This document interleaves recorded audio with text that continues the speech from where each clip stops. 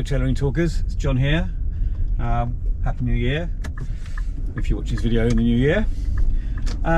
So, you'll see I'm in a car. I'm actually in a Qashqai.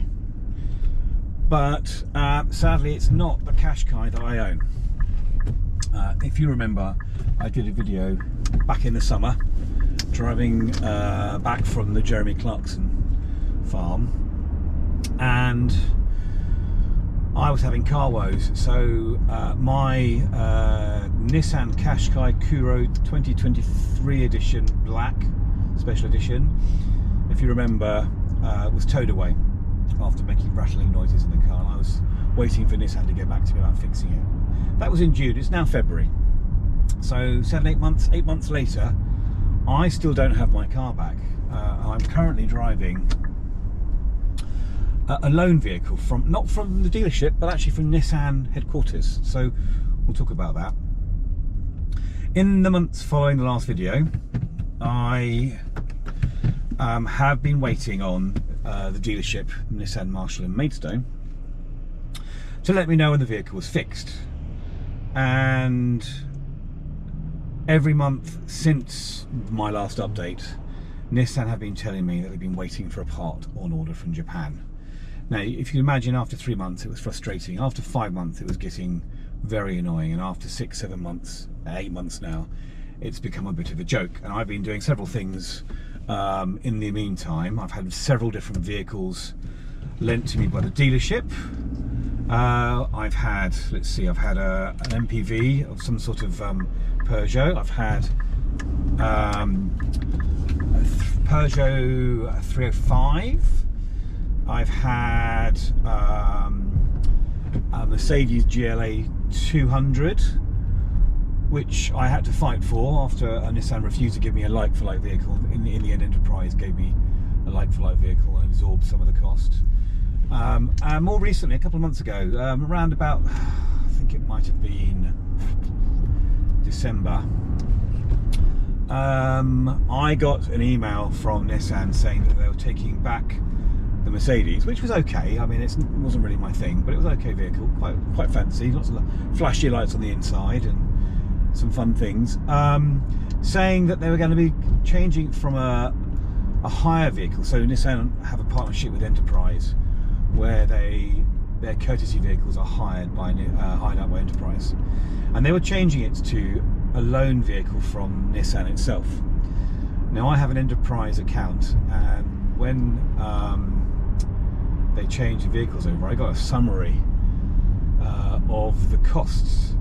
So it was costing Nissan quite a lot of money, and by the end it cost them about £4,400 to pay for the courtesy vehicle. And I think that was when I realised that this problem was going to last a lot longer than it was going to be initially thought, because it was costing Nissan a lot of money to rent that vehicle out. So the loan vehicle arrived, which is what I'm in now. It's a red Nissan Qashqai, actually a 2022 version. I think a higher spec than the Kuro. I had the Kuro Black Edition, which I think is the Techno Edition. This has a heads-up display.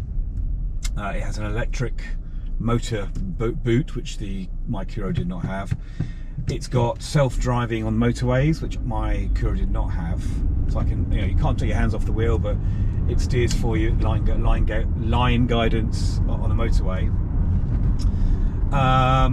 and a few extra more cons, like heated steering wheel, which my car didn't have, and heated seats, which I think my car had, but slightly different heated seats.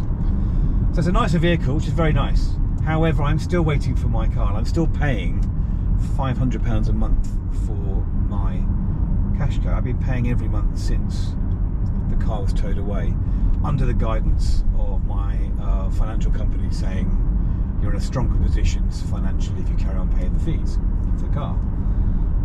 I made a lot of complaints. I made an SAR, a subject access request, for all the communication between myself and Nissan. They didn't give me all the information.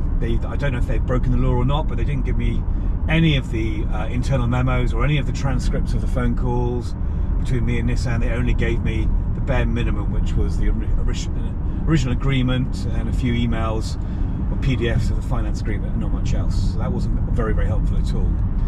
My most recent email with them was, I think, is from Nissan Customer Services, so not from the dealership.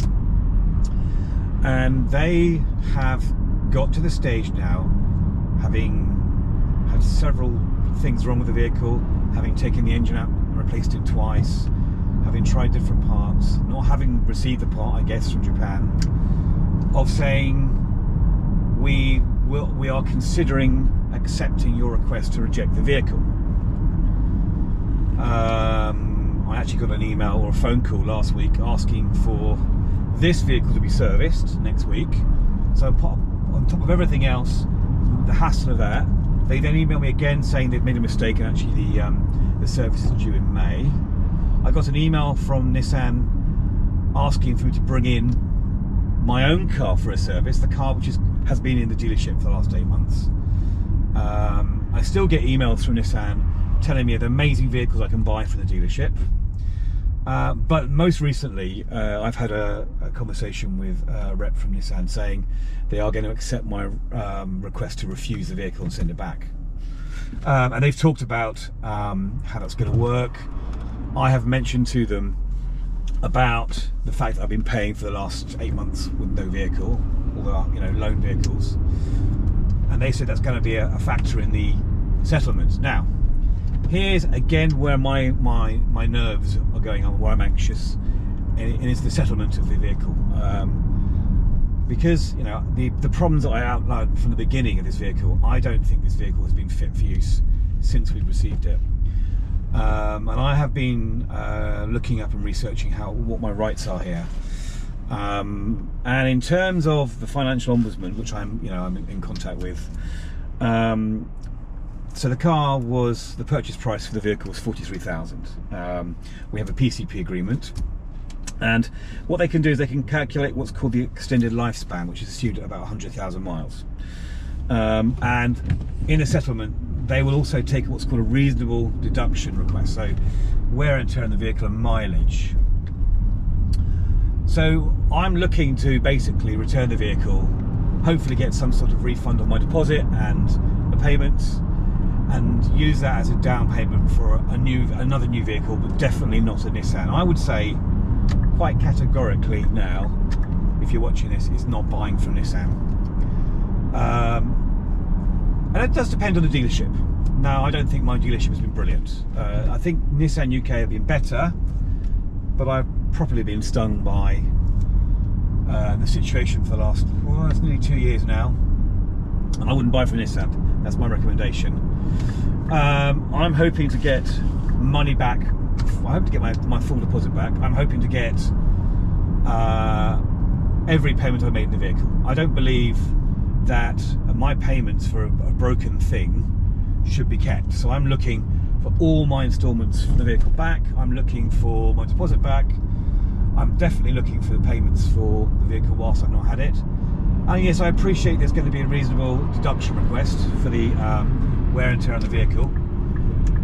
Looking at the calculations, that's going to be about 4.5 grand, that deduction. I've paid about 9-10 grand for this vehicle already. I'm hoping to get most of that back, minus the deduction, and use that as a deposit for another car. But my worry is that Nissan are going to query that. So I have, I've done a bit of research on ChatGPT, a bit of communication with the financial ombudsman. I want to see what I can get back. So in my next video, I'm going to let you know what happens. So I think the next update will be after I've moved this car on.